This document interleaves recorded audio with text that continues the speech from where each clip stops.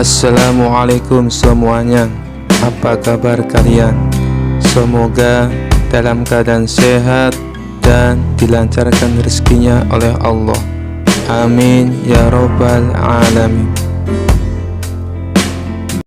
Dikisahkan pada suatu hari, Raja Ro'la Rasyid sangat murka.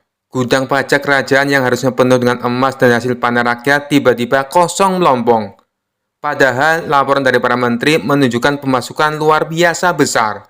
"Panggil Abu Nawas," teriak sang raja. Hanya dia yang bisa memecahkan masalah aneh ini. Tak lama Abu Nawas datang sambil membawa seekor tikus kayu sebesar kambing. Semua yang melihat langsung terheran-heran. "Abu Nawas, ini bukan waktu bermain boneka. Uang pajak rakyat lenyap. Apa kau pikir ini panggung sandiwara?" bentak sang raja. Namun Abu Nawas justru membungkuk hormat dan berkata dengan santai, "Tuanku, saya curiga yang mencuri bukan manusia, tapi tikus berdasi." "Tikus berdasi? Sejenis hewan apa itu?" tanya raja bingung. "Itu sejenis tikus yang bisa membaca laporan keuangan, menandatangani nota, dan tersenyum saat mencuri," jawab Abu Nawas sambil tersenyum sinis. Raja mulai mengerti maksudnya. Tapi belum sempat bertanya, Abu Nawas sudah mengajukan rencana. "Yang mulia, izinkan saya membawa patung tikus raksasa ini ke gudang pajak. Saya akan menyelidiki siapa sebenarnya yang beri makan para tikus ini. Silakan, asal uang kerajaan kembali." Malam itu, Abu Nawas membawa tikus kayu itu ke gudang dan mengumumkan ke seluruh penjaga bahwa tikus ini bisa bicara dan akan menggigit siapapun yang pernah mencuri uang negara. Keesokan paginya, istana geger. 6 pejabat tinggi mendadak demam dan tak bisa datang ke kantor. Bahkan salah satu kepala bendahara mengaku bermimpi dikejar tikus raksasa sambil menangis minta ampun. Raja pun curiga. Abu Nawas menghadap dan menyampaikan laporan. "Yang mulia, tikus kayu ini memang tak bisa bicara, tapi rasa takut pencuri lebih keras dari suara lonceng masjid." Raja akhirnya memanggil satu persatu pejabat yang sakit. Di depan patung tikus itu, mereka diminta bersumpah kalau tidak pernah mencuri uang pajak. Lucunya, setiap yang bersumpah langsung pingsan. Ada yang mendadak menjerit, "Ampun, hamba hanya ambil sedikit buat beli sandal emas." Ada juga yang spontan berkata, "Saya kira tidak akan ketahuan." Raja tertawa puas, tapi saat ingin menghadiri Abu Nawas, ia bertanya, "Abu Nawas, dari mana kau belajar membuat rakyat takut pada tikus kayu?" Abu Nawas menjawab sambil tersenyum, "Saya hanya mengajari tikus cara mencium bau korupsi, tuanku. Tapi sepertinya mereka mencium bau busuk jauh sebelum saya bawa patung ini." Kisah selanjutnya. Dikisahkan suatu hari, Raja memanggil Abu Nawas ke istana. Seperti biasa, Raja punya tantangan aneh yang membuat Abu Nawas harus berpikir keras. "Abu Nawas," kata Raja dengan wajah serius, "aku ingin melihat keajaiban, seperti yang dilakukan oleh Nabi Musa. Aku ingin kau membelah lautan." Abu Nawas terkejut. "Baginda, saya ini hanya rakyat biasa, bukan Nabi." "Tidak ada alasan," kata sang raja. "Jika kau gagal, kau akan dihukum." Abu Nawas menelan ludah. Membelah lautan, ini jelas bukan pekerjaan mudah. Tapi seperti biasa, otaknya yang cerdik mulai berputar. Keesokan harinya, seluruh rakyat berkumpul di tepi laut untuk menyaksikan keajaiban Abu Nawas. Raja duduk di singgasananya dengan penuh harapan. "Baiklah, sekarang belalah laut ini, Abu Nawas," perintah sang raja. Abu Nawas mengangkat tangan ke langit, pura-pura berdoa dengan khusyuk, lalu ia berteriak, "Wahai air laut, jika engkau benar-benar takut kepadaku, maka berpisahlah sekarang juga." Semua orang terdiam, menunggu sesuatu terjadi. Tapi tentu saja air laut tetap bergelombang seperti biasa. Abu Nawas menghela nafas dan berkata, "Tampaknya laut ini keras kepala. Baiklah, aku akan mencoba cara lain." Ia lalu berjalan ke pinggir pantai, melepas jubahnya dan melangkah masuk ke air. Tapi baru sampai mata kaki, ia tiba-tiba berteriak, "Wah, tunggu dulu, air ini terlalu dingin." Orang-orang mulai berbisik-bisik. "Abu Nawas pasti sedang menyusun rencana lain," kata salah satu warga. Abu Nawas keluar dari air lalu berkata kepada raja, "Baginda, laut ini sebenarnya mau terbelah, tetapi hanya dengan satu syarat." "Apa syaratnya?" Tanya raja penasaran. Syaratnya Baginda harus masuk ke dalam laut dulu, karena air ini hanya mau tunduk kepada seorang raja besar seperti Baginda. Raja terkejut. Apa? Aku harus basah-basahan? Tentu saja Baginda, jika ingin melihat keajaiban harus ada pengorbanan, kata Abu Nawas meyakinkan. Raja tampak ragu-ragu. Ia melihat ke arah laut yang ombaknya terus berdebur. Akhirnya ia menggeleng cepat. Sudahlah, aku tak ingin bajuku basah. Lupakan soal membelah laut. Kau boleh pergi, Abu Nawas. Abu Nawas tersenyum lebar. Terima kasih Baginda, saya sudah membuktikan bahwa yang paling berkuasa bukan saya, bukan juga air laut, tapi rasa malas kita sendiri. Semua orang tertawa, raja pun hanya bisa menggeleng-geleng kepala melihat kecerdikan Abu Nawas. Kisah selanjutnya. Dikisahkan di sebuah pasar kota, sekelompok ateis sombong sedang berkumpul. Mereka gemar berdebat dan merendahkan orang-orang yang percaya kepada Tuhan. Saat itu Abu Nawas lewat, dan para ateis memutuskan untuk menantangnya. Hai Abu Nawas, teriak salah satu dari mereka. Kami dengar kau pintar dan suka menjawab pertanyaan sulit. Beranikah kau berdebat dengan kami? Abu Nawas yang dikenal cerdas dan humoris tersenyum santai. Tentu saja, tapi aku punya satu syarat. Apa itu? Tanya salah satu ateis dengan nada menantang. Setiap pertanyaan yang kalian ajukan, aku akan menjawab. Tapi setelah aku menjawab, aku juga berhak mengajukan pertanyaan kepada kalian. Setuju? Kelompok ateis itu tertawa, merasa yakin akan menang. Setuju. Ateis pertama bertanya, jika Tuhan itu ada, mengapa dia tidak terlihat oleh kita? Abu Nawas mengangguk. Pertanyaan yang bagus. Aku ingin balik bertanya, apakah kalian punya akal? Tentu saja kami punya akal, jawab ateis itu dengan bangga. Abu Nawas tersenyum. Lalu, bisakah aku melihat akal kalian? Ateis itu terdiam, sementara yang lain mulai saling berbisik. Kini giliran Abu Nawas bertanya, kalau kalian tidak percaya pada Tuhan, siapa yang menciptakan dunia ini? Ateis kedua menjawab dengan angkuh. Dunia ini terbentuk secara kebetulan. Semua ini hanyalah hasil evolusi alam tanpa campur tangan Tuhan.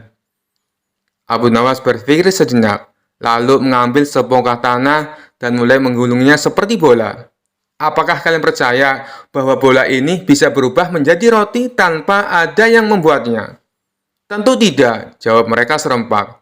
Kalau begitu, bagaimana mungkin dunia yang jauh lebih kompleks bisa muncul tanpa pencipta? Tanya Abu Nawas sambil tersenyum lebar. Para ateis mulai terlihat kebingungan, tapi mereka tidak mau menyerah. Ateis ketiga yang paling sombong maju ke depan. Baiklah Abu Nawas, kalau Tuhan itu ada, kenapa dia membiarkan orang jahat hidup dan orang baik menderita? Abu Nawas tersenyum dan mengambil secangkir kopi dari seorang pedagang yang di dekatnya. Lihat kopi ini, apakah rasanya manis atau pahit? Manis tentu saja, jawab ateis itu bingung. Bagaimana kau tahu rasanya manis kalau kau tidak pernah merasakan pahit? Tanya Abu Nawas. Ateis itu terdiam, sementara Abu Nawas melanjutkan. Begitu pula dengan hidup. Kita tidak bisa menghargai kebaikan tanpa memahami apa itu keburukan. Tuhan menciptakan semua hal agar manusia bisa belajar dan memilih jalan yang benar. Orang-orang yang menyaksikan debat itu mulai bersorak, sementara para ateis kehilangan kata-kata.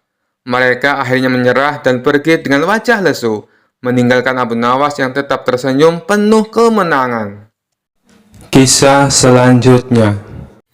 Dikisahkan pada suatu hari, Raja Harun al-Rasyid merasa lelah dengan berbagai perkara di kerajaannya, mulai dari kasus yang kecil hingga kasus yang besar. Raja memutuskan menunjuk Abu Nawas menjadi hakim untuk mengadili berbagai kasus yang sulit. Ketika Abu Nawas baru duduk di kursi hakim, datanglah dua perkara yang berbeda. Yang pertama adalah seorang pemuda miskin yang tertangkap karena mencuri sandal di masjid. Yang kedua adalah seorang pejabat kerajaan yang tertangkap melakukan korupsi uang rakyat dalam jumlah yang besar. Raja dan seluruh rakyat berkumpul di ruang persidangan karena penasaran bagaimana Abu Nawas akan mengadili kedua kasus tersebut. Sidang pertama, maling sandal. Abu Nawas menatap pemuda miskin itu dan bertanya, "Mengapa kau mencuri sandal di masjid?"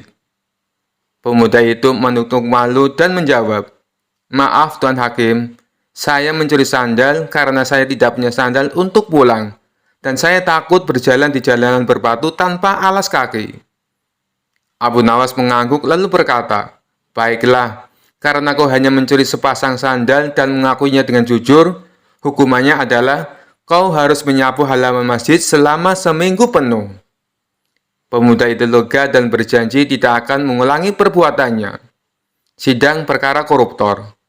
Setelah itu, giliran pejabat korup yang maju ke depan. Ia terlihat tenang dan penuh percaya diri. Abu Nawas menatapnya tajam dan bertanya, "Mengapa kau mencuri uang rakyat?" Pejabat itu tersenyum tipis dan berkata, "Saya tidak mencuri, Tuan Hakim. Saya hanya memanfaatkan peluang dan kebetulan uangnya sangat banyak. Jadi saya ambil sedikit untuk diri sendiri." Abu Nawas menghela napas panjang lalu berkata, "Baiklah, karena kau mengambil uang rakyat dengan alasan memanfaatkan peluang, aku akan memberikan hukuman yang sesuai. Kau akan dilempar ke kandang singa yang sedang lapar. Tapi jangan khawatir, aku hanya akan melepaskan satu singa, karena kebetulan aku juga ingin memanfaatkan peluang."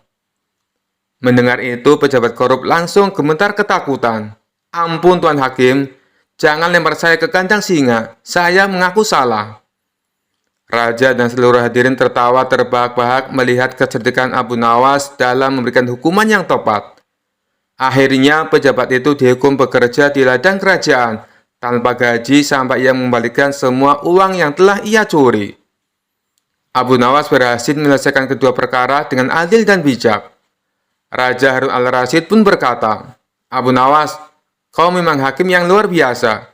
Hukum sandal dan koruptor tidak boleh sama, karena mencuri sandal hanya menyakiti satu orang, sedangkan mencuri uang rakyat menyengsarakan banyak orang." Abu Nawas tersenyum dan menjawab, "Benar Baginda, adil itu bukan berarti semua mendapat hukuman yang sama, tapi yang bersalah mendapat hukuman yang sesuai." Kisah selanjutnya. Dikisahkan pada suatu hari, Raja Harun al-Rasyid sedang duduk di singgasana. Tiba-tiba muncul sebuah ide iseng melintas di pikirannya. Ia ingin menguji kecerdikan Abu Nawas sekali lagi. Raja memanggil Abu Nawas ke istana. "Abu Nawas, aku punya tugas istimewa untukmu," kata Raja sambil tersenyum penuh misteri.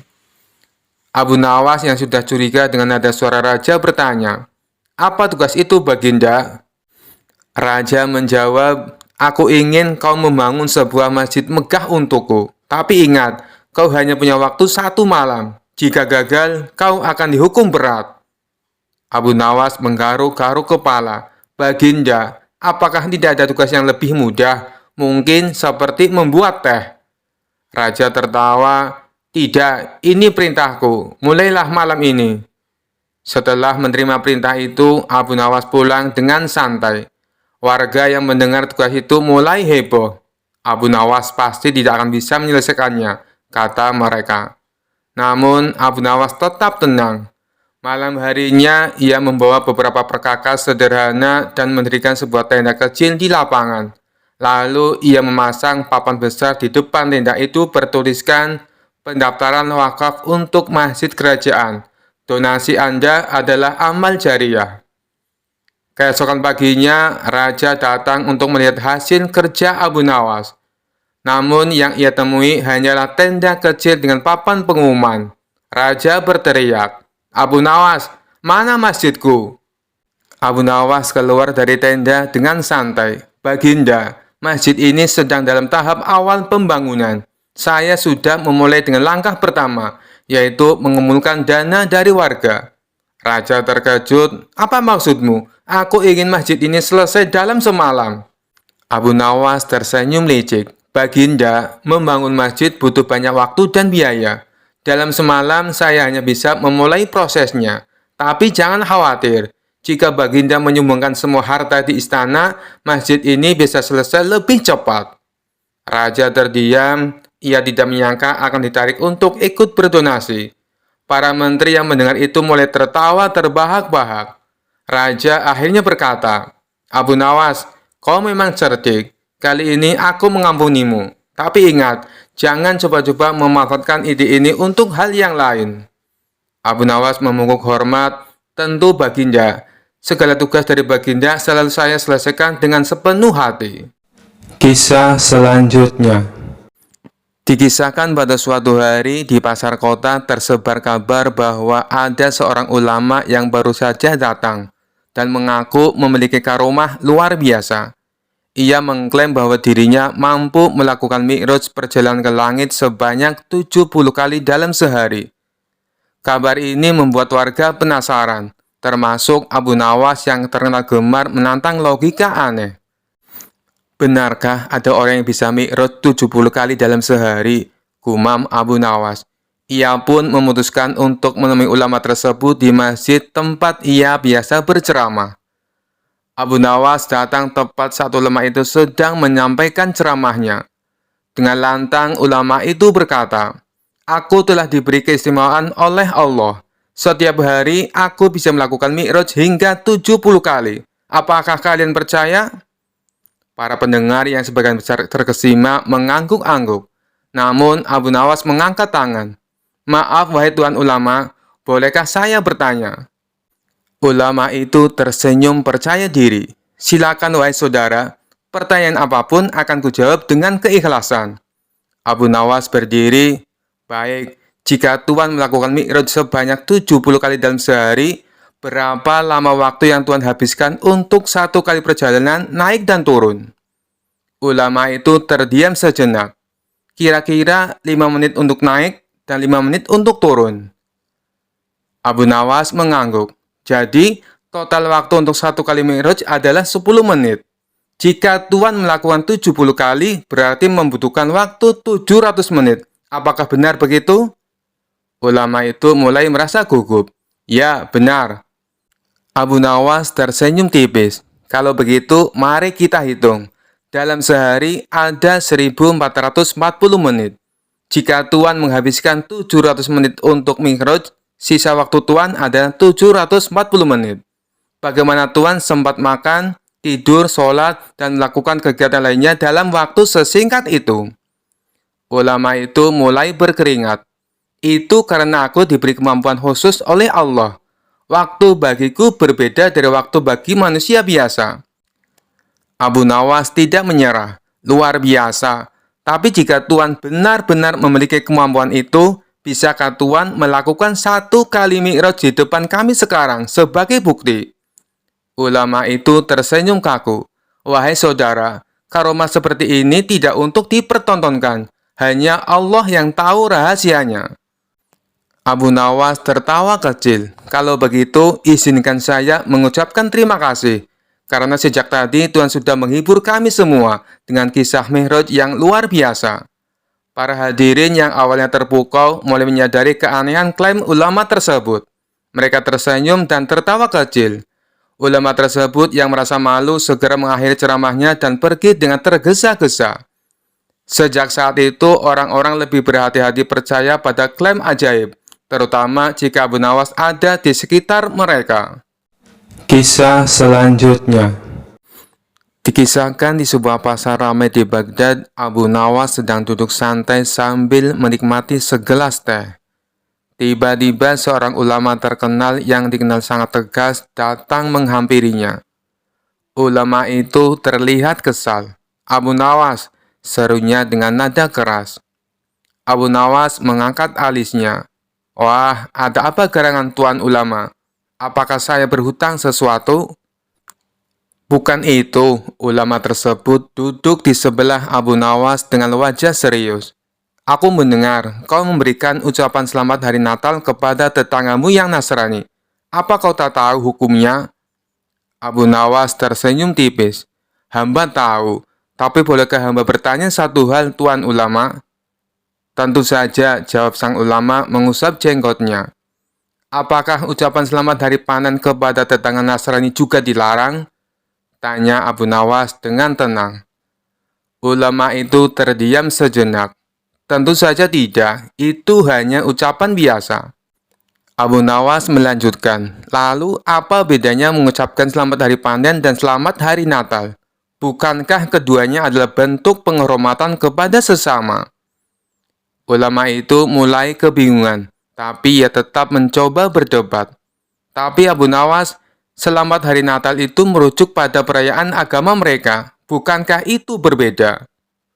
Abu Nawas tersenyum lebar. Baiklah, jika demikian, hamba ingin bertanya lagi. Apakah jika tetangga kita yang Nasrani berkata Selamat Idul Fitri, kita harus menolaknya? Tentu tidak, jawab ulama tegas. Kenapa? Tanya Abu Nawas sambil menyilangkan tangannya. Karena itu bentuk penghormatan kepada kita, jawab ulama itu dengan yakin. Kalau begitu, kenapa kita tidak bisa melakukan hal yang sama kepada mereka? Bukankah penghormatan itu berlaku dua arah? Abu Nawas menatap ulama itu dengan mata berbinar. Ulama itu terdiam cukup lama, lalu ia berkata, "Tapi Abu Nawas, bagaimana jika niatnya dianggap salah?" Abu Nawas tersenyum lagi. Niat itu urusan hati Tuan Ulama. Kalau kita tahu niat kita untuk menghormati sesama, maka itu urusan kita dengan Tuhan. Bukankah agama mengajarkan kita untuk saling menghormati?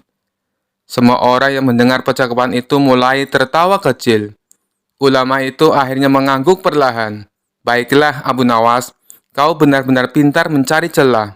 Aku akan memikirkan ulang pendapatku. Abu Nawas mengangkat cangkir tehnya dan berkata, Tuan Ulama, hidup ini terlalu singkat untuk memperdebatkan hal kecil. Lebih baik kita fokus bagaimana menjadi orang yang bermanfaat bagi sesama. Sejak hari itu, ulama tersebut menjadi lebih bijaksana dalam melihat perbedaan. Sementara itu, Abu Nawas melanjutkan harinya dengan senyuman yang khas, siap menghadapi pertanyaan-pertanyaan aneh lainnya yang mungkin datang. Kisah selanjutnya. Pada suatu hari, Raja Harun al-Rasyid sedang duduk santai di taman istana, ditemani oleh penasihatnya dan tentu saja Abu Nawas. Tiba-tiba, Raja memandang Abu Nawas dengan tatapan tajam, seperti sedang menyusun rencana. Abu Nawas, kata Raja sambil tersenyum licik, aku punya pertanyaan sulit untukmu. Abu Nawas yang sedang menikmati buah anggur langsung menegakkan tubuhnya. Apa itu Baginda? Silakan tanya apa saja. Raja mengusap jenggotnya kemudian bertanya, apa pendapatmu tentang hukum menikah siri? Abu Nawas menatap Raja dengan tatapan serius, lalu berkata, Baginda, menikah siri itu seperti membeli kambing tanpa timbangan. Semua orang di sana bingung. Raja bertanya, apa maksudmu Abu Nawas? Jelaskan. Abu Nawas tersenyum dan mulai menjelaskan. Baginda, ketika seseorang membeli kambing tanpa timbangan, ada 3 kemungkinan. Pertama, kambingnya sehat dan gemuk, jadi pembelinya untung. Kedua, kambingnya kurus atau sakit, jadi pembelinya yang rugi. Ketiga, kambingnya ternyata bukan kambing, melainkan keledai yang menyamar. Tawa meledak di taman istana. Raja mencoba menahan tawanya. Jadi menurutmu menikah siri seperti berjudi? Begitu Baginda. Karena dilakukan tanpa saksi dan tanpa kejelasan, resikonya besar. Bisa untung, bisa rugi, atau malah malu besar. Raja yang belum puas bertanya lagi, tapi bukankah menikah siri itu tetap sah jika syarat dan rukunnya terpenuhi? Abu Nawas mengangguk, betul Baginda, namun ada satu syarat yang sering terlupakan. Apa itu? Syarat agar tidak merepotkan orang lain di kemudian hari Baginda. Jika ada masalah, siapa yang jadi saksi? Kalau istri minta nafkah, siapa yang akan menuntut keadilan? Jadi menikah siri itu sah di mata agama, tetapi bisa jadi masalah di mata masyarakat. Raja mengangguk, akhirnya mengerti. Kau benar Abu Nawas, kau selalu punya cara unik untuk menjelaskan sesuatu. Tiba-tiba salah satu penasihat istana yang penasaran bertanya, Abu Nawas, kau sendiri pernah menikah siri? Abu Nawas tersenyum lebar. Tidak pernah. Kalau menikah siri, bagaimana caraku mengundang Baginda dan seluruh istana untuk pesta pernikahan? Nanti Baginda kecewa karena tidak mendapat undangan. Raja dan semua orang tertawa terbahak-bahak mendengar jawaban Abu Nawas. Dan seperti biasa, Abu Nawas berhasil menjawab pertanyaan sulit dengan cerdas dan penuh humor. Kisah selanjutnya. Suatu hari, kabar menghebohkan tersebar di seluruh kota. Orang-orang berbisik-bisik di pasar, di masjid, dan di rumah-rumah. Abu Nawas murtad! Abu Nawas murtad! Tentu saja kabar ini membuat geger. Bagaimana mungkin seseorang yang dikenal cerdik, religius, dan sering memberi nasihat bijak seperti Abu Nawas tiba-tiba dikabarkan murtad? Raja Harun al-Rasyid mendengar kabar ini dan segera memanggil Abu Nawas ke istana. Ia ingin memastikan kebenaran rumor tersebut. Ketika Abu Nawas tiba, wajahnya tetap santai seperti biasa. Raja Harun al-Rasyid langsung menatapnya tajam. Abu Nawas, aku dengar kabar mengejutkan tentangmu. Katanya kau murtad. Apa ini benar? Tanya Raja dengan nada serius. Abu Nawas mengangguk pelan lalu menjawab, benar Baginda. Orang-orang di ruang sidang istana langsung terkejut. Beberapa bahkan memagik, astagfirullah. Namun Raja tidak langsung marah. Ia mengenal Abu Nawas cukup baik untuk tahu ada sesuatu di balik pernyataan itu. Jelaskan Abu Nawas, kenapa kau mengaku murtad? Abu Nawas menarik nafas dalam-dalam dan berkata dengan nada tenang. Baginda, bukankah murtad itu artinya berpindah keyakinan? Benar, jawab Raja. Dan bukankah pindah keyakinan itu berarti aku meninggalkan sesuatu yang salah menuju sesuatu yang benar? Lanjut Abu Nawas. Raja mengangguk meski mulai bingung. Lalu apa yang kau maksud? Abu Nawas tersenyum. Begini Baginda, kemarin aku menyadari bahwa selama ini aku terlalu percaya pada kekuatan uang, ketenaran, dan kedudukan. Itu semua salah. Jadi aku meninggalkan keyakinan itu dan kembali hanya percaya kepada Allah. Bukankah itu juga disebut murtad dari hal yang salah menuju kebenaran? Semua orang di ruangan terdiam. Raja pun akhirnya tertawa terbahak-bahak. Abu Nawas, kau memang cerdik. Kau membuat seluruh kota heboh hanya untuk menyampaikan pesan bahwa kita harus selalu percaya kepada Allah. Abu Nawas mengangguk sambil tersenyum. Baginda, terkadang pesan besar harus disampaikan dengan cara yang mengejutkan agar orang-orang ingat. Sejak itu, orang-orang di kota menyadari pentingnya introspeksi diri dan kembali kepada hal yang benar. Dan tentu saja Abu Nawas tetap menjadi bahan pembicaraan, tetapi kali ini dengan kekaguman bukan tuduhan. Kisah selanjutnya. Dikisahkan di kerajaan ada seorang menteri yang terkenal tolol tetapi sangat pandai menjilat raja. Menteri ini sering iri pada Abu Nawas karena kecerdikannya yang membuat raja kagum. Suatu hari, menteri tersebut ingin mempermalukan Abu Nawas di depan sang raja. Baginda, kata sang menteri kepada raja, hamba yakin Abu Nawas ini hanya pandai bicara, tapi sebenarnya dia tidak terlalu pintar. Baginda harus mengujinya. Raja yang selalu senang melihat kecerdikan Abu Nawas mengangguk. Baiklah, aku akan menguji dia, tapi kau harus terlibat di dalamnya. Menteri yang tolol itu menyetujui dengan percaya diri, tanpa tahu apa yang akan terjadi.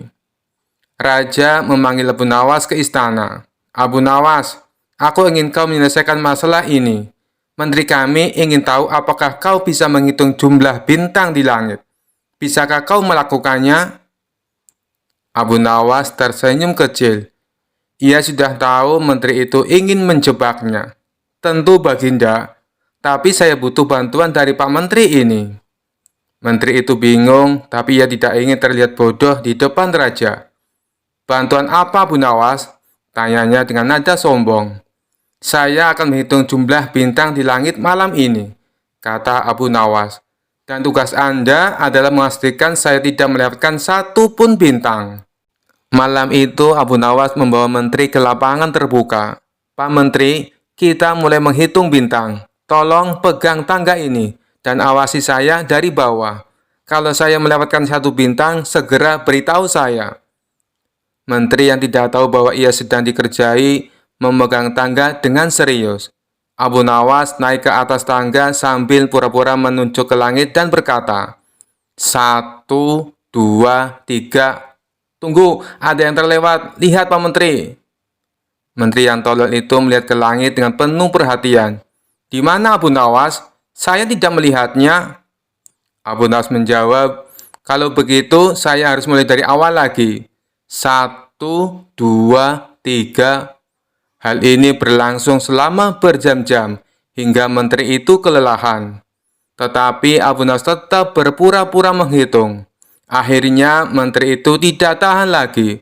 "Abu Nawas, ini mustahil. Tidak ada yang bisa menghitung jumlah bintang," teriaknya dengan penuh frustasi. Keesokan harinya, Abu Nawas melapor kepada raja. "Baginda, tugas saya sudah selesai." Raja bertanya dengan penasaran, "Lalu, berapa jumlah bintang di langit?" Abu Nawas menjawab, "Saya hampir selesai menghitung, Baginda, tetapi pementri menyatakan bahwa itu mustahil. Jadi saya rasa beliau lebih tahu." Raja tertawa terbahak-bahak. "Menteri, kau benar-benar tolol. Ini pelajaran untukmu agar tidak menantang Abu Nawas lagi." Menteri yang tolol itu hanya bisa menunduk malu, sementara Abu Nawas tersenyum penuh kemenangan. Sejak saat itu, menteri tersebut kapok untuk mengusik Abu Nawas lagi. Kisah selanjutnya. Pada suatu hari, Abu Nawas sedang berjalan-jalan di pasar. Tiba-tiba, ia melihat seorang saudagar kaya yang terkenal serakah dan suka memanfaatkan orang lain untuk mengumpulkan harta. Saudagar itu melihat Abu Nawas dan menyapanya dengan nada meremehkan. "Hai Abu Nawas, ku dengar kau selalu punya cara untuk mendapatkan uang. Apa kau punya trik baru untuk membuatku lebih kaya?" ejek saudagar itu. Abu Nawas tersenyum licik dan berkata, "Tentu Tuan Saudagar, bagaimana kalau aku menjual sebuah bangunan yang sangat besar dan mewah padamu? Bahkan tempat ini tak ternilai harganya." Mendengar kata-kata Abu Nawas, saudagar itu langsung tertarik. "Apa? Bangunan mewah? Di mana itu? Cepat katakan. Aku akan membelinya jika benar-benar berharga," katanya dengan mata berbinar. Abu Nawas mengangguk dan berkata, "Baiklah, ikuti aku ke pusat kota. Bangunan itu terletak di sana dan semua orang mengaguminya." Abu Nawas lalu membawa saudagar itu ke masjid besar yang terletak di tengah kota. Ketika tiba di depan masjid, Abu Nawas berkata, "Nah, inilah bangunannya. Masjid ini besar dan kokoh, selalu ramai dikunjungi orang setiap hari. Jika kau membelinya, maka semua orang akan menghormatimu." Saudagar itu melihat bangunan masjid dengan penuh kagum. Benar juga. Masjid ini memang terlihat megah dan banyak orang datang ke sini. "Kalau aku memiliki masjid ini, aku semakin disegani," katanya sambil menggosok-gosok tangannya penuh antusias. Abu Nawas lalu menawarkan harga yang sangat tinggi. "Baiklah, masjid ini kuberikan padamu dengan harga 100 keping emas," katanya dengan senyum lebar. Tanpa pikir panjang, saudagar itu setuju dan membayar Abu Nawas. Setelah menerima uangnya, Abu Nawas bergegas pergi sambil menahan tawa. Keesokan harinya, saudagar itu kembali ke masjid dengan sombong, berpikir akan menagih sewa dari orang-orang yang datang. Namun ketika ia tiba di sana, orang-orang di masjid mulai berteriak marah. "Apa maksudmu mengaku-ngaku masjid ini milikmu? Ini rumah ibadah, bukan properti pribadi." Saudagar itu kebingungan. Ia pun berlari mencari Abu Nawas untuk meminta penjelasan. Saat menemukannya, ia langsung marah. "Abu Nawas, kau menipuku. Kau jual masjid padaku padahal itu milik umum." Dengan tenang, Abu Nawas menjawab, "Tuan saudagar, kau yang terlalu serakah. Bukankah sudah kukatakan, ini tempat yang tak ternilai harganya dan dihormati semua orang. Namun niatmu hanyalah untuk pamer kekayaan. Lagi pula, masjid ini memang tidak bisa dijual. Kau yang salah mengartikan ucapanku."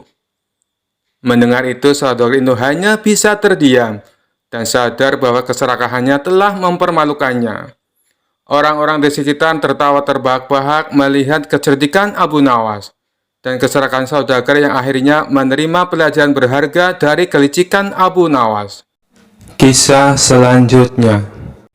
Pada suatu hari, Abu Nawas dikejutkan dengan teriakan istrinya dari dalam rumah. "Abu Nawas, cepat ke sini. Ada ular besar masuk ke dalam rumah," teriak sang istri panik.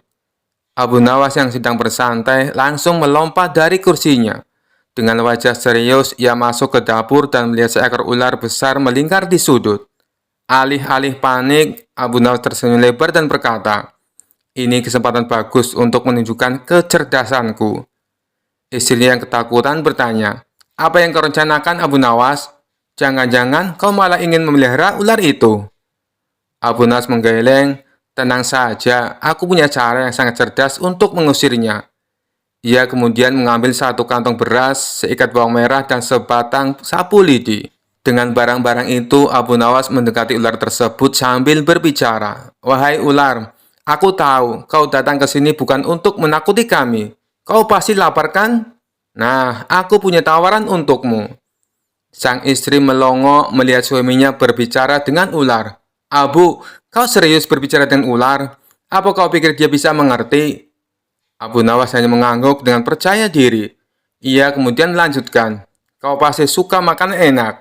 Nah, aku akan memberimu nasi dari beras ini dan bawang merah sebagai pelengkap. Tapi kau harus janji pergi dari rumahku setelah makan." Tentu saja ular itu tidak merespon. Namun, Abu Nawas tetap berlagak serius. Ia menaruh beras dan bawang di depan ular, lalu pura-pura menunggu respon. Sang istri mulai kehilangan kesabaran. "Aku tidak sabar melihat akal-akalanmu ini gagal, Abu," protes sang istri. Tiba-tiba Abu Nawas berteriak, "Lihat istriku, ular itu mengangguk tanda setuju." Padahal ular itu hanya menggerakkan kepalanya sedikit karena terganggu oleh Abu Nawas. Sebelum sang istri sempat protes lebih lanjut, Abu Nawas mengambil sapu lidi dan dengan gerakan dramatis ia berkata kepada ular, "Baiklah, sekarang aku akan membantumu menemukan jalan keluar." Ia mulai memukul-mukul lantai dengan sapu lidi sambil menggiring ular itu keluar dari dapur. Karena takut dengan suara keras dan gerakan sapu, ular itu pun perlahan merayap keluar rumah. Ketika ular sudah pergi, Abu Nawas berdiri dengan bangga. "Lihat istriku, aku berhasil mengusir ular tanpa membunuhnya. Ini bukti kecerdasanku." Sang istri hanya bisa geleng-geleng kepala. "Kau memang licik, Abu, tapi setidaknya ular itu sudah pergi." Setelah itu, Abu Nawas berjalan keluar rumah sambil berkata, "Hei ular, lain kali kalau lapar, cari rumah tetangga saja." Kisah selanjutnya. Suatu hari, Abu Nawas sedang duduk santai di depan rumahnya ketika seorang pedagang kaya lewat di depan rumah.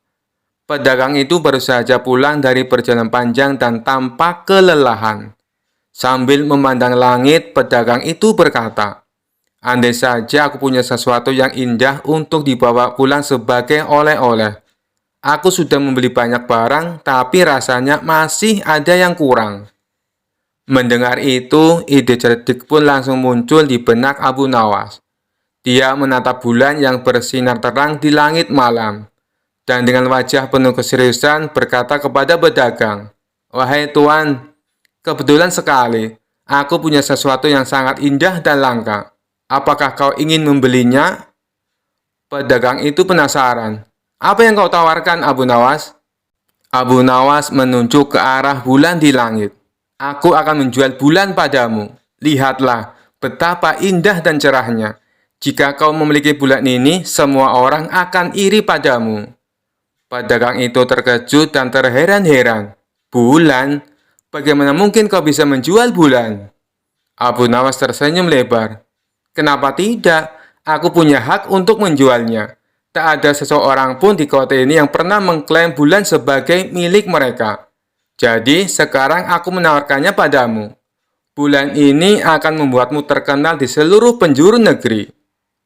Pedagang itu meskipun sedikit ragu, mulai tergoda. "Berapa harganya?" Abu Nawas berpura-pura berpikir keras, seolah-olah sedang menghitung nilai bulan. "Karena ini benda yang sangat langka, aku akan memberimu harga spesial, hanya 1.000 dinar." Pedagang itu termenung sejenak, namun karena terpesona oleh ide memiliki bulan, dia setuju. "Baiklah, ini 1.000 dinar," katanya sambil menyerahkan kantong penuh uang kepada Abu Nawas. Abu Nawas dengan tenang mengambil uang itu, lalu berkata, "Bulan itu sekarang milikmu. Jangan lupa untuk selalu melihatnya setiap malam. Setelah pedagang itu pergi, seorang tetangga yang melihat kejadian itu mendekati Abu Nawas sambil tertawa. Abu Nawas, bagaimana mungkin kau bisa menjual bulan? Kau pasti hanya bercanda. Abu Nawas hanya tersenyum lebar.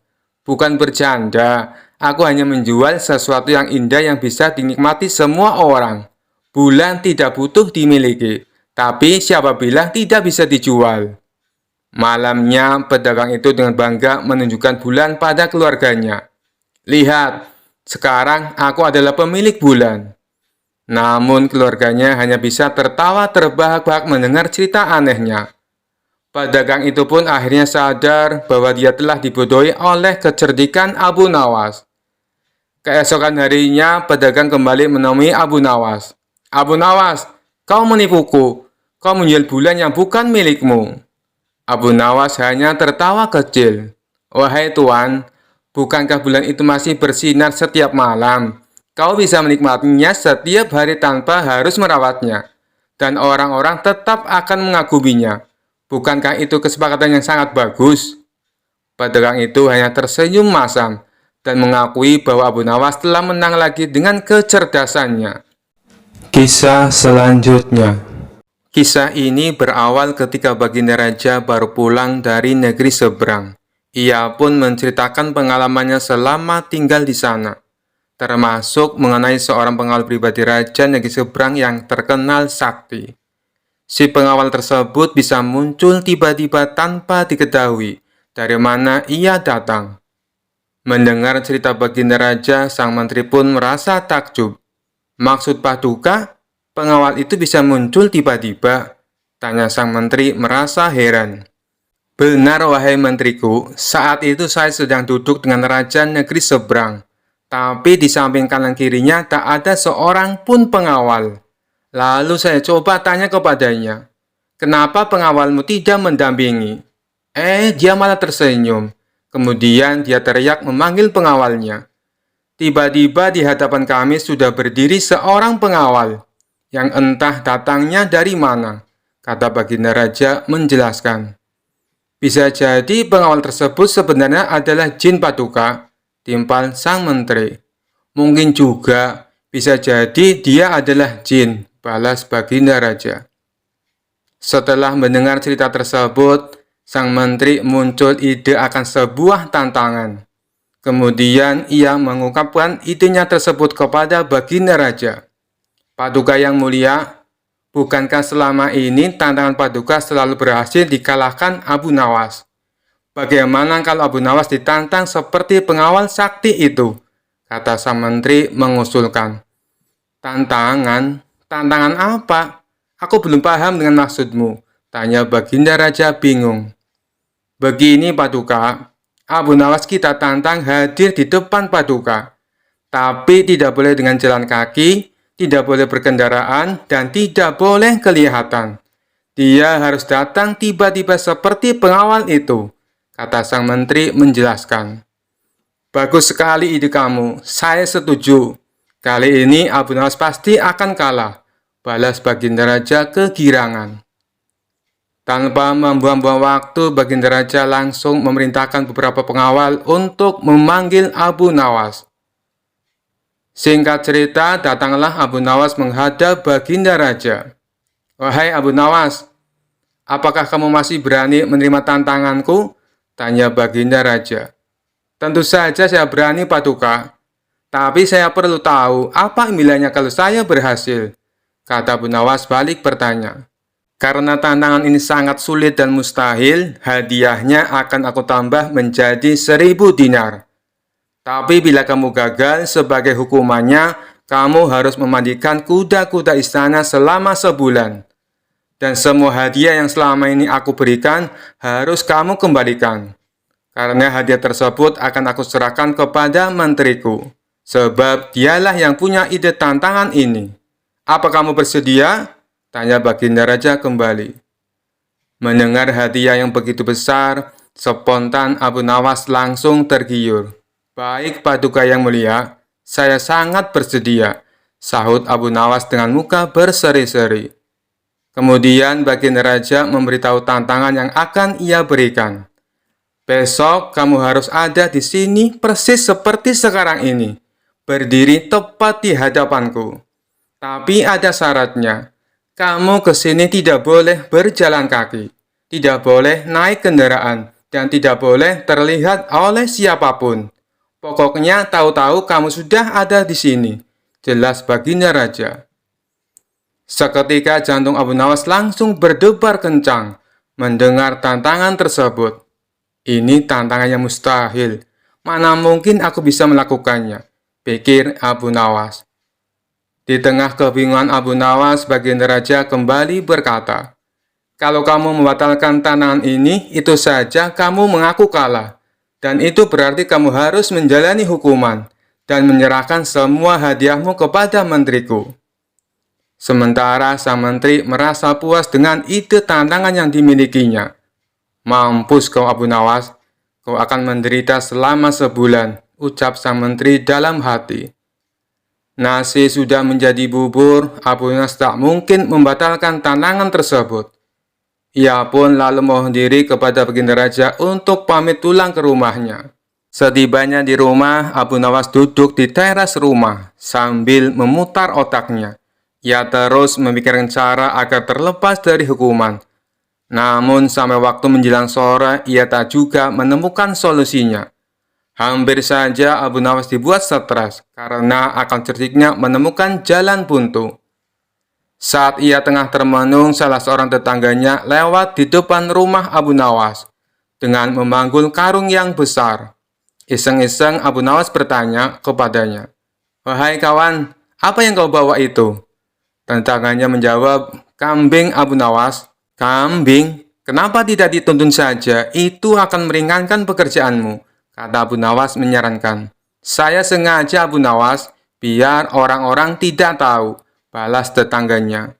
Dari situlah akhirnya Abu Nawas menemukan solusi atas tantangan baginda raja.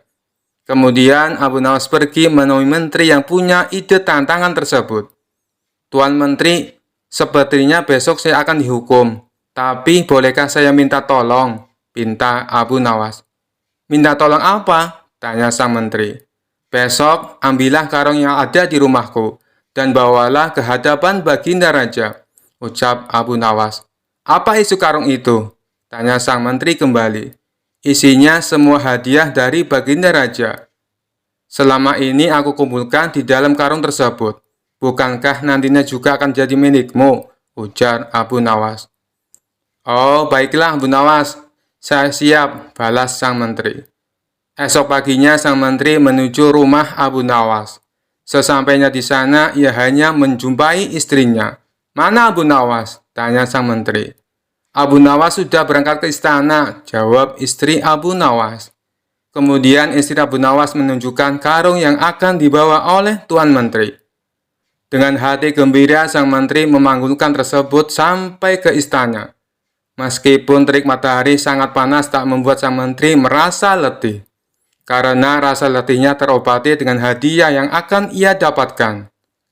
Setelah sang menteri tiba di istana, ia pun segera menghadap baginda raja. "Apa yang kau bawa itu? Dan mana Abu Nawas?" tanya baginda raja. "Bukannya Abu Nawas sudah ke sini?" kata istrinya. "Ia sudah berangkat dari pagi Paduka. Dan karung ini adalah semua hadiah yang Abu Nawas kumpulkan," jawab sang menteri. "Mana? Sampai saat ini Abu Nawas belum kelihatan." "Ya, sudahlah, kita tunggu saja. Sekarang buka ikatan tali karung itu. Aku ingin melihat isinya." Sang menteri pun langsung membuka ikatan tali karung tersebut. Ketika karung itu terbuka, tiba-tiba muncul Abu Nawas dari dalam karung. "Hamba sudah di sini, Paduka, seperti yang Paduka inginkan. Tidak berjalan kaki, tidak berkendaraan, dan tidak diketahui oleh siapapun," ucap Abu Nawas. Sontak baginda raja dan sang menteri terkejut dibuatnya. Baginda raja pun langsung tertawa terpinggal-pinggal dengan tingkah Abu Nawas ini. "Kamu memang cerdik Abu Nawas," puji baginda raja sambil terus tertawa. Sementara sang menteri yang punya ide tantangan ini malah mendapatkan sial. Ia bukan hanya gagal mendapatkan hadiah, Tapi tanpa ia sadari, ia malah membantu Abu Nawas dalam menjalankan tantangannya. Kisah selanjutnya. Suatu hari Abu Nawas sedang berjalan-jalan di taman. Ia melihat sepasang kekasih yang sedang asik berpacaran di bawah pohon rindang. Mereka tampak sangat mesra, saling membisikkan kata-kata manis sambil berpegangan tangan. Tapi karena Abu Nawas terkenal suka iseng, ia pun merencanakan sesuatu yang lucu untuk mengerjai pasangan tersebut. Abu Nawas mendekat sambil berpura-pura tidak melihat mereka. Kemudian ia duduk tidak jauh dari tempat mereka berdua. Dengan suara yang cukup keras, Abu Nawas mulai berbicara sendiri seperti orang bingung. Ya ampun, aku lupa sesuatu yang penting sekali. Apa yang harus aku lakukan sekarang? Ini bisa sangat berbahaya kalau aku tidak cepat-cepat menyelesaikannya, kata Abu Nawas sambil menepuk-nepuk kepalanya dengan ekspresi cemas. Pasangan yang lagi pacaran itu mulai merasa terganggu. Tapi mereka tidak terlalu memperhatikan, mencoba melanjutkan percakapan romantis mereka. Namun Abu Nawas tiba-tiba berdiri dan menghampiri mereka dengan wajah panik. Maaf, kalian berdua pasti sibuk, tapi aku benar-benar butuh bantuan kalian. Aku baru saja diberitahu oleh seorang bijak bahwa ada 2 orang yang sangat berbahaya di sekitar sini, dan mereka bisa membuat siapa saja terkena kutukan asmara, kata Abu Nawas dengan nada serius. Pasangan itu terlihat kebingungan. Kutukan asmara? Maksudmu apa? Tanya sang pria penasaran. Abu Nawas dengan penuh keyakinan menjawab, ya, kutukan asmara. Jika 2 orang yang terkena kutukan itu terlalu dekat, mereka akan terus saling mencintai, tapi mereka akan terus bertengkar setiap hari. Mereka tak akan pernah bisa bahagia bersama. Dan satu-satunya cara untuk menghindari kutukan itu adalah dengan menjauhkan diri selama setidaknya 24 jam. Sang wanita mulai khawatir. Sementara sang pria terlihat ragu. Kau serius? Tanyanya lagi. Abu Nawas mengangguk dengan sungguh-sungguh. Oh, aku tidak pernah main-main soal hal ini. Aku sendiri hampir kena kutukan itu minggu lalu. Beruntung aku langsung menjauh sebelum terlambat. Pasangan itu mulai saling pandang dengan was-was. Mereka merasa canggung untuk tetap duduk bersama. Apalagi setelah mendengar peringatan Abu Nawas yang tampak begitu meyakinkan. Akhirnya sang pria berdiri dengan canggung dan berkata, mungkin kita bisa ketemu lagi besok saja ya, hanya untuk berjaga-jaga. Sang wanita itu pun setuju. Iya, lebih baik kita aman daripada nanti menyesal. Abu Nawas yang melihat rencana istrinya berhasil, menahan tawa sambil melihat mereka pergi dengan langkah tergesa-gesa, saling berpisah untuk menghindari kutukan, yang sebenarnya hanya akal-akalan saja. Setelah mereka menjauh, Abu Nawas tertawa terbahak-bahak. Kutukan asmara, mereka percaya saja. Kalau mereka tahu itu cuma bualanku, pasti mereka akan malu setengah mati. Dan begitu pasangan itu pergi, Abu Nawas kembali melanjutkan perjalanannya dengan senyum puas di wajahnya, menikmati hari sambil memikirkan keisingan lucu yang berikutnya. Kisah selanjutnya. Suatu hari, raja ingin mencari hiburan dan memutuskan untuk memancing. Ia memanggil Abu Nawas untuk menemaninya. Abu Nawas, hari ini kita akan pergi memancing di sungai, kata raja dengan semangat. Abu Nawas sedikit bingung, mengingat sudah lama tak turun hujan, dan sungai-sungai di daerah itu menjadi kering. Tetapi ia tidak berani menolak perintah raja, hanya tersenyum sambil mengikuti keinginan baginda raja. Sesampainya di tepi sungai, raja terkejut melihat sungai itu kering kerontang, hanya menyisakan beberapa batuan dan lumpur. Namun tak ingin terlihat salah, raja berpura-pura tetap tenang dan bersikap seperti biasa. Baiklah Abu Nawas, kita mulai memancing di sini. Abu Nawas yang sudah ingin tertawa menahan dirinya. Ia kemudian berkata dengan nada serius, Baginda, ikan-ikan di sini sangat pemalu. Kita harus memberi mereka umpan yang istimewa. Raja yang mulai bingung namun tak ingin terlihat kalah menjawab, "Kalau begitu, bawa umpan apa saja asal kita dapat ikan." Abu Nawas pun mencari-cari sesuatu, lalu meletakkan sebuah batu besar di ujung pancing raja. "Ini umpan terbaik, Baginda. Ikan-ikan di sungai ini sangat menyukai batu." Raja mulai mengangkat alis. Ikan yang menyukai batu. Tapi karena gengsi, ia tetap melanjutkan memancing sambil duduk penuh kesabaran, melemparkan pancingan berbatu ke sungai yang kering kerontang itu. Setelah beberapa saat, Raja merasa aneh karena tak ada tanda-tanda ikan. "Abu Nawas, kemana ikannya? Aku tak merasakan tarikan sedikit pun." Abu Nawas menentawanya lagi dan berkata dengan wajah serius, "Baginda, saya rasa ikan-ikan di sungai ini sedang pergi piknik ke sungai sebelah. Maklum, air di sini sudah kering." Raja terdiam sejenak, lalu tersenyum menyadari kekonyolannya sendiri. Ia mulai tertawa keras sambil memukul-mukul punggung Abu Nawas. "Abu Nawas, kau sungguh pintar menghiburku. Lain kali kita pastikan sungainya penuh air dulu ya." Abu Nawas mengangguk sambil tersenyum. Dalam hati ia merasa lega karena berhasil membuat raja tertawa dengan petualangan memancing yang tak akan pernah terlupakan. Kisah selanjutnya. Dikisahkan pada suatu hari terdengar kabar bahwa di sebuah desa ada makam keramat yang diyakini bisa memberikan keberuntungan bagi siapa saja yang berziarah ke sana. Warga dari berbagai tempat berdatangan, membawa sesajen dan memanjatkan doa, berharap keberuntungan atau rezeki yang berlimpah. Namun Abu Nawas merasa ada yang aneh dengan makam itu.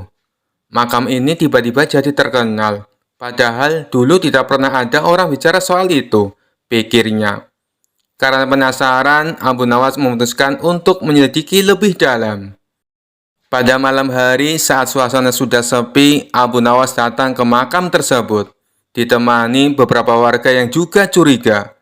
Mereka membawa lentera untuk penerangan. Sesampainya di sana, Abu Nawas melihat banyak sesajen yang ditinggalkan.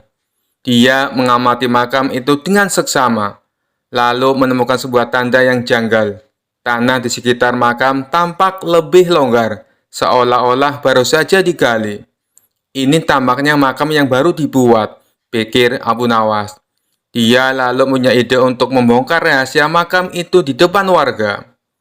Esok harinya, Abu Nawas mengumpulkan warga desa dan berkata, "Saudara-saudara, saya mendapatkan wangsit tadi malam. Saya mendapat firasat bahwa penghuni makam ini bisa berbicara kepada kita, asalkan kita menggali sedikit tanah di makam ini." Warga yang penasaran pun mulai ramai.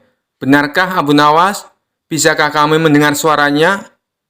Abu Nawas mengangguk penuh keyakinan. "Tentu saja, tapi semua harus hening dan hormat." Dengan perlahan, Abu Nawas mulai menggali makam itu sedikit demi sedikit. Dan akhirnya muncullah sesuatu yang mengejutkan. Di dalamnya hanya ada beberapa batu besar dan kayu lapuk. Tidak ada jenazah atau tanda-tanda yang menunjukkan makam itu nyata. Warga yang melihatnya terkejut dan mulai saling berbisik. Abu Nawas tertawa kecil dan berkata, "Inilah bukti bahwa makam ini hanyalah tipu muslihat. Tidak ada orang yang dimakamkan di sini. Hanya ada batu dan kayu yang dijadikan makam palsu." Seorang warga yang merasa tertipu berteriak, "Siapa yang berani membuat makam palsu ini dan menipu kami semua?" Abu Nawas hanya tersenyum dan berkata, "Orang yang membuat makam ini mungkin hanya ingin mencari keuntungan dari ketidaktahuan kita. Ingatlah, kita harus selalu berpikir jernih dan tidak mudah percaya pada hal-hal yang tidak kita pahami." Warga pun merasa malu dan tertawa menyadari kekonyolan mereka sendiri. Sejak saat itu, mereka tidak lagi mudah tertipu oleh cerita-cerita mistis tanpa bukti. Dan makam palsu itu diberikan terbengkalai sebagai pengingat untuk selalu waspada. Sementara itu, Abu Nawas pulang dengan hati puas, merasa berhasil membantu warga dengan cara yang lucu dan penuh pelajaran. Kisah selanjutnya. Suatu hari, Raja Harun al-Rasyid mendengar perdebatan di kalangan para ulama dan cendekiawan tentang siapakah yang lebih dulu ada di dunia, Nabi Adam ataukah manusia purba. Penasaran dengan jawaban yang pasti, raja memanggil Abu Nawas, si cerdik yang selalu bisa menjawab pertanyaan sulit. Setibanya di istana, raja langsung menyampaikan pertanyaannya. Abu Nawas, aku ingin engkau menjawab sebuah pertanyaan yang membuatku bingung. Siapakah yang lebih dulu diciptakan, Nabi Adam atau manusia purba? Abu Nawas tersenyum, memahami bahwa ini bukan pertanyaan yang mudah. Tapi seperti biasa, ia tidak kehilangan akal. Ia merenung sejenak, kemudian menjawab dengan penuh percaya diri. Tuanku yang mulia, izinkan hamba menjawab pertanyaan ini dengan logika yang sederhana, kata Abu Nawas dengan penuh hormat. Jika engkau memiliki dua benda, misalnya sebuah jam tangan antik dan sebuah jam yang baru saja keluar dari pabrik, jam manakah yang engkau katakan lebih dulu ada? Raja berpikir sejenak, lalu menjawab, tentu saja jam yang antik, karena sudah ada lebih lama daripada jam yang baru. Abu Nawas mengangguk dan melanjutkan, tepat sekali tuanku. Tetapi siapakah yang lebih penting bagi manusia saat ini? Jam antik yang indah tetapi mungkin tidak berfungsi lagi, atau jam baru yang berfungsi dengan baik dan akurat menunjukkan waktu? Raja berpikir lebih dalam dan berkata, tentu saja jam yang berfungsi, meskipun itu baru, karena kegunaannya lebih penting. Abu Nawas tersenyum lebar. Begitu pula dengan Nabi Adam, tuanku. Nabi Adam adalah manusia pertama yang diciptakan Allah sebagai nenek moyang kita dan yang mengajarkan kita bagaimana menjadi manusia sejati. Manusia purba, meskipun mungkin ada dalam sejarah yang panjang, mereka tidak seperti kita, tidak membawa ajaran dan pengetahuan yang kita miliki sekarang. Nabi Adam lebih dahulu sebagai manusia yang sempurna dan lengkap, dengan akal, ilmu, dan perintah dari Allah. Raja terdiam sejenak, merenungkan jawaban itu. Kemudian ia tertawa, puas dengan jawaban Abu Nawas yang cerdas dan penuh makna. Abu Nawas, seperti biasa engkau menjawab pertanyaanku dengan kecerdikanmu yang luar biasa. Aku tak bisa membantah logikamu. Engkau benar. Nabi Adam lebih dahulu sebagai manusia yang kita kenal. Dan manusia purba hanyalah bagian dari sejarah yang jauh dari kita sekarang. Abu Nawas tersenyum lalu berkata, terima kasih tuanku, hamba hanya menjawab dengan cara sederhana yang bisa dipahami oleh akal dan hati. Sekian dulu perjumpaan kita kali ini, sampai bertemu lagi di kisah-kisah selanjutnya. Terima kasih yang sudah subscribe dan setia menonton channel ini. Wassalamualaikum warahmatullahi wabarakatuh.